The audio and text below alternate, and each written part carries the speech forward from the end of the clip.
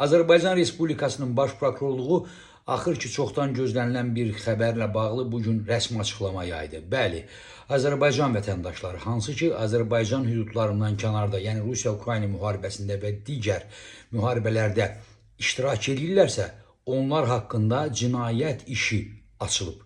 Bəli, artıq bir neçə nəfər də bu cinayət işi ilə bağlı həbs olunublar.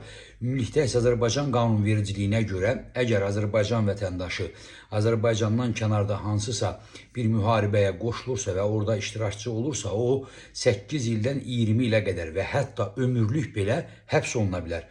Bugün Baş Prokurorluq rəsmi açıqlama yayıb. Artıq bir neçə nəfər Rusiya-Ukrayna müharibəsində iştirak edən Azərbaycanlı haqqında cinayət işləri açılıb və onlar həbs olunublar. Uzun müddətdir bilirsiniz ki, əhali arasında bu məsələ müzakirə olunurdu və bildirilirdi ki, istər Ukrayna, istərsə də Rusiya tərəfindən xeyli sayda Azərbaycan vətəndaşları muzlu və yaxud digər hər hansı bir formada döyüşlərdə iştirak edirlər. Bundan sonra bu mümkün olmayacaq.